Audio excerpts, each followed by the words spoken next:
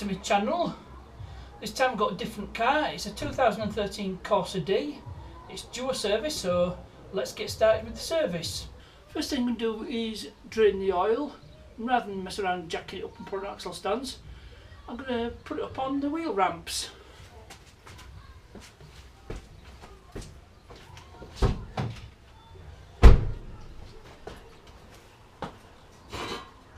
Make sure they're lined up.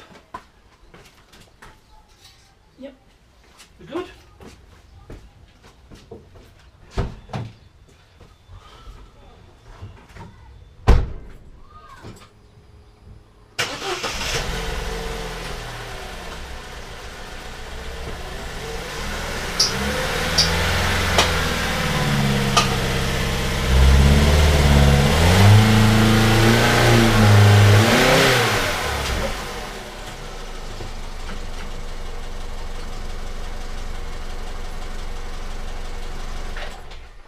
And just before I drop the oil, I thought I'd just show the back parts I've got the 5 litres of engine oil, 5W30.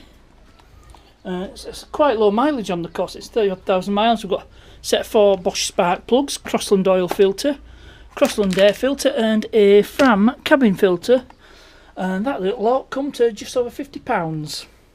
I've had the engine running around, so the oil should be warm, not too hot but warm enough, and it'll drain a bit easier. But first thing I'll do is I'll take the oil filler cap off, and that should help it to drain because it'll come out easier than there's air replacing it. Right, so the next thing we need to do is get underneath the car and undo the drain plug on the sump. I can pull out the dipstick a bit as well, that might help. Right, so the sump plug is a T45 Torx, so just crack it off. That wasn't too bad. Now I had somebody commenting about me using half-inch drive ratchet. Now I don't know I can't understand what the problem is. You know who it is. I'm not going to mention any names. You know who you are. But just answer me one question: why do people the world over use half-inch drive? And also my impact gun's half-inch drive, so don't see anything wrong with using it as long as you're not too heavy-handed. So anyway, get this drain plug off and I'll just offer up the sump, my trusty washing up ball, and we'll just let that drain, and while that's draining we'll get another job done. Okay, so next I'm doing the oil filter. I don't know, well you can see it there, it's a T20, it's a 24mm socket. Yes, I'm using the half-inch drive again, but there we go. Undo that.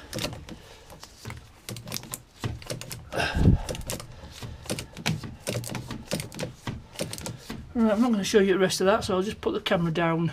So I've got the old filter cover off.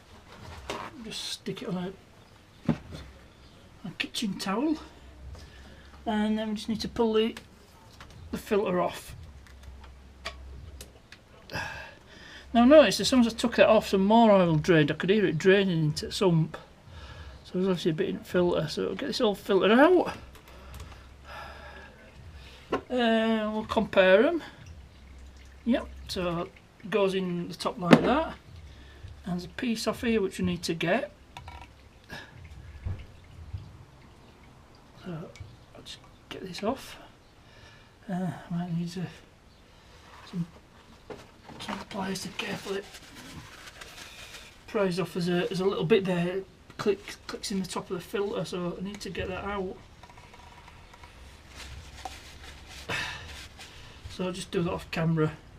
Right, well that oil filter is different. I mean that piece is built into the filter, so this one it should just clip in straight in. But before I do that, I need to change this sealing ring. So I'll just get my pick.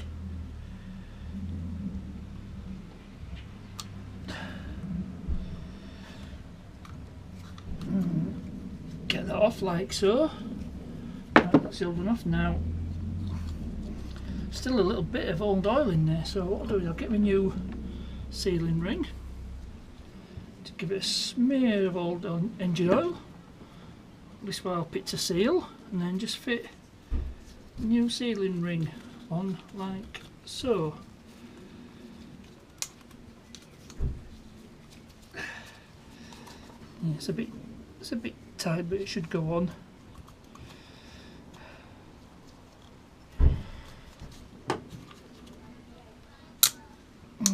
You'll need to do it with your hands. Don't use a pick in case you damage your seal. See? So that's ready to accept the new oil filter, and we just click that in like so. There we go. That's not going anywhere. And as I say, refitting is a reverse and removal. So unfortunately, I can't show you it, but just screw it in. Oh yes, I've dropped it. Might leave that in. Might have been there. Right, it's time to tighten it up. I've done it up with ratchet, but it needs to be torqued. And on the filter housing, it says 25 Newton meters, which equates to 2.5 kilos a meter, because a Newton is classed as 10 kilos. You know, a Newton of force will move 1 kilo, so you've got to divide by 10 to get your meters kilo, and it equates to about, is it 25 foot-pounds for those in imperial. So we set the torque wrench. So, and again, this is 1/2 inch drive. No wrong with that. So just tighten it up.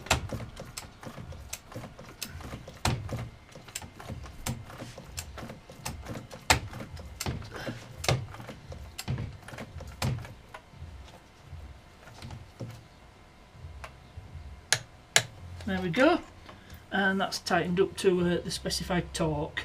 So next I'm going to do the air filter. It's 4 T25 screws, one here, one here, one here, and one here, and then it should just clip out on this side. So I'll get these undone.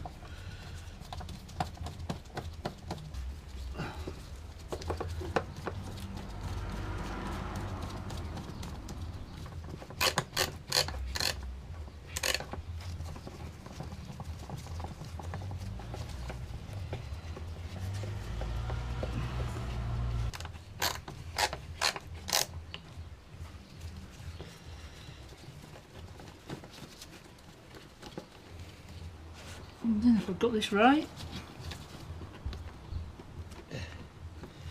it should just come off. I might need to undo the hose here, so I'll get me a 7mm, same as the Corsa C.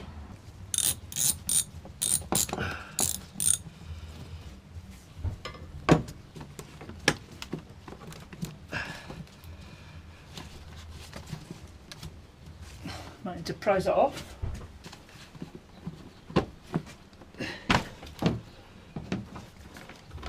Right, and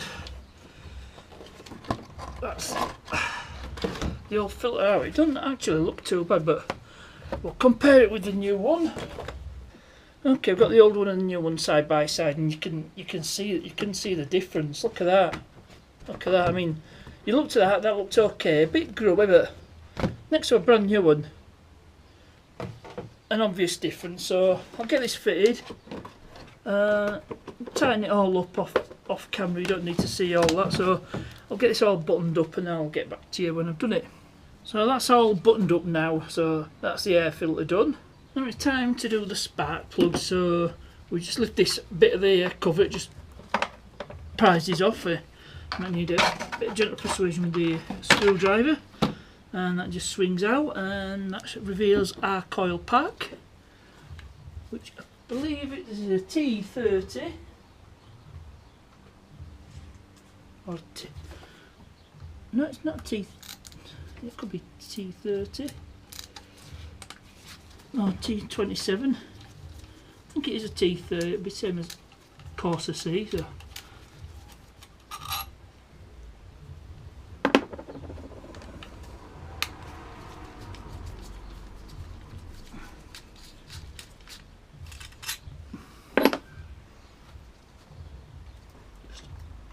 Unplug it.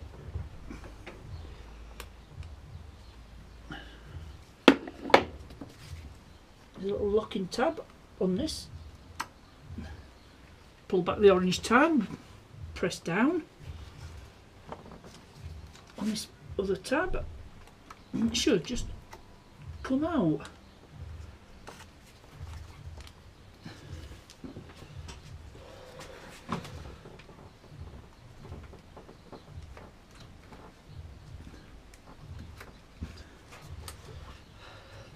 So rather than struggle, I'll just lift up the coil pack and we'll move that out of the way.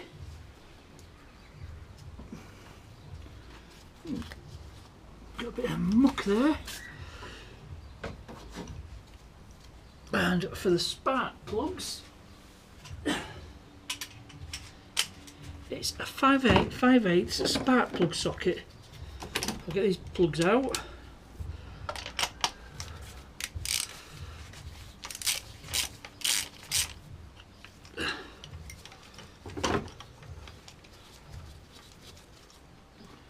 Pull out the spark plugs.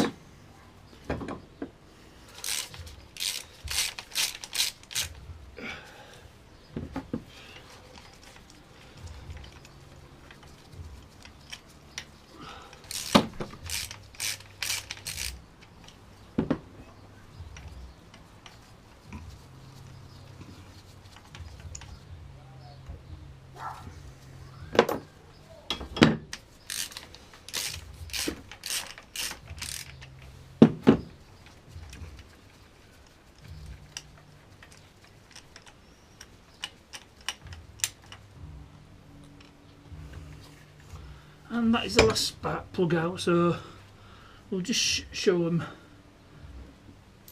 all together.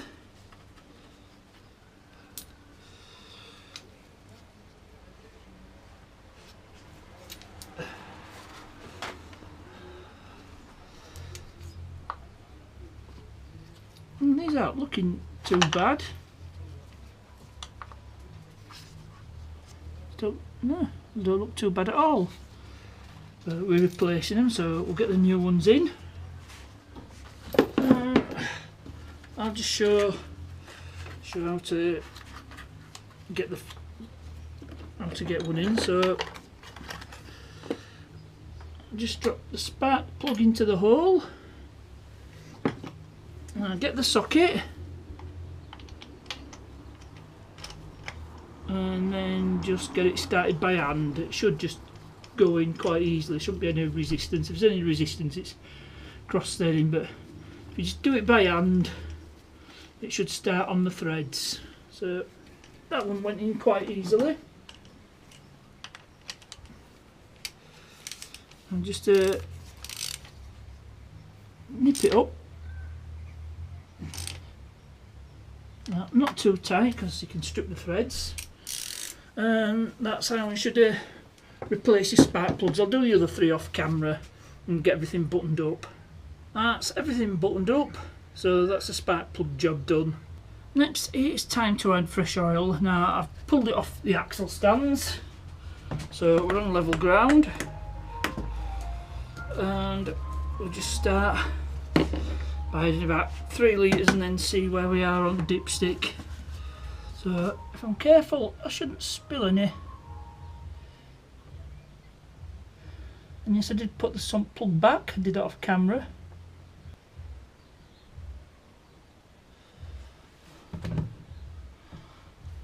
We've got 3 litres in. I didn't hardly spilled any. Spilled a bit on the exhaust manifold shield, but wipe it off. That should be good. And I think it's time to check the dipstick. So push it in, give it a wipe, and then put it back in, and we'll see where we are. And it's just below the minimum mark, so we do need to add a bit more oil, and let's give time for oil to drain down as well. So just stick a bit more in.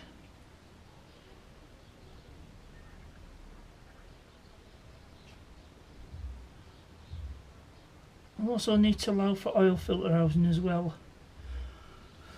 Alright, so we'll check that again.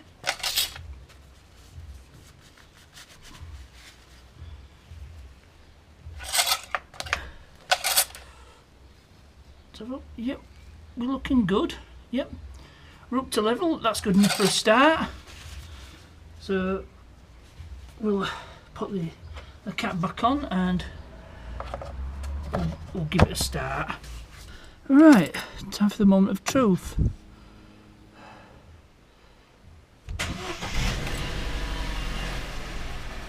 Yep, looking good. And as you've noticed, yep, there's an engine management light on. So once I've finished this service, I'll be investigating that next. So yeah, we'll let it run for a bit. Get the oil to circulate. Switch it off. Give it time to drain, and then we'll top it up if necessary. Now it's time to do the cabin filter. Now it's 4 T20 screws. There's one up there, and there's a couple down below. So I'll get these taken out.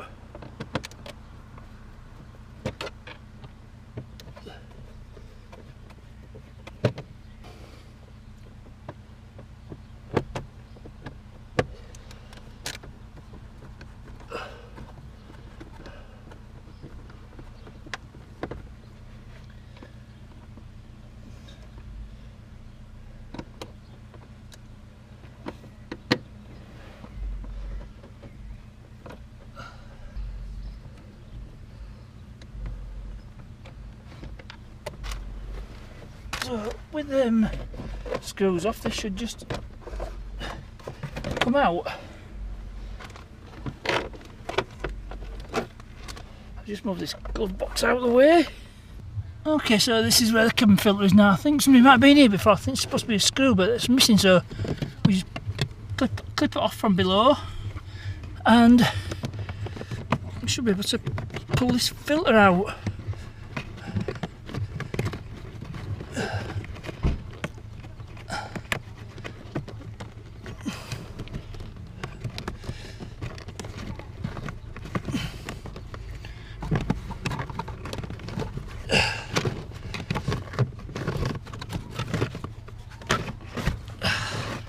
And that's the cabin filter out, so we need to make a note of the position it goes in.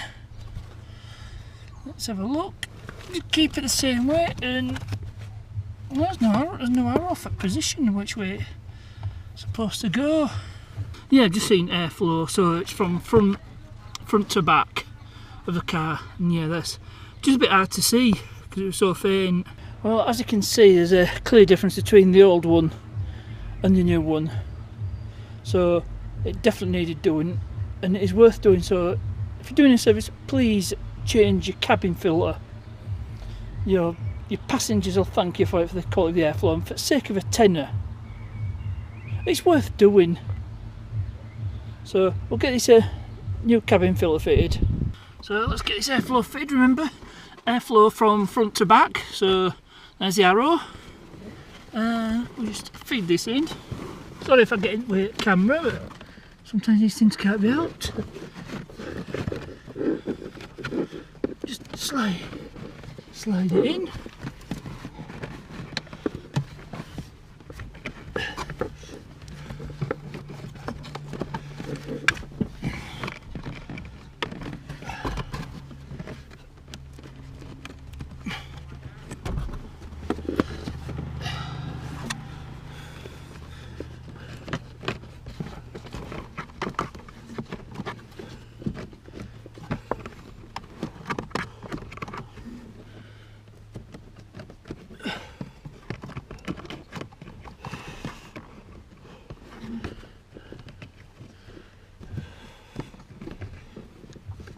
And then clip this back in, scroll at the bottom, it just hooks on at the top, clip in, and that's the pollen filter replaced. I'll put the glove box back on, do that off camera. That's everything all buttoned up. So with that, the service is complete, but it's not quite the end of the video. Okay, we've got the VAUX COM software started up. We'll just turn the ignition on. Diagnostics. Try automatic vehicle identification.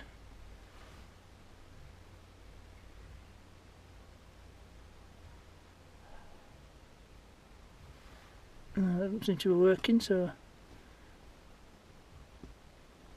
I'll try it manually. So it's 2013 and it's Corsa D. Go for vehicle, car identification.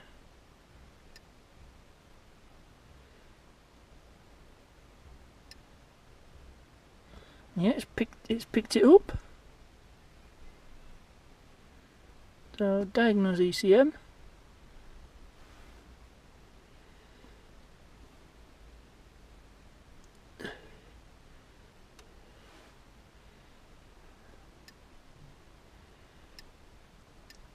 Let's pick up the various modules.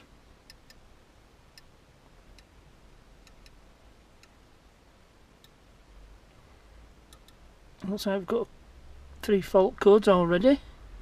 So just read all fault codes. It doesn't want to play. We'll show all fault codes. And there we go. Outside temperature sensor circuit, we don't have to worry about that. Unknown DTC and invalid signal from BCM. So we'll close that, we'll clear all fault codes.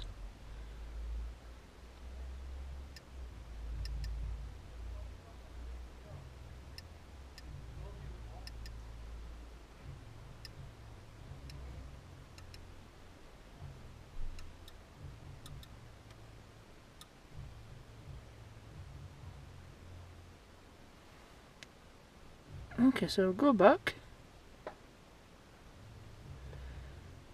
and we'll just read it again, see if it picks anything up.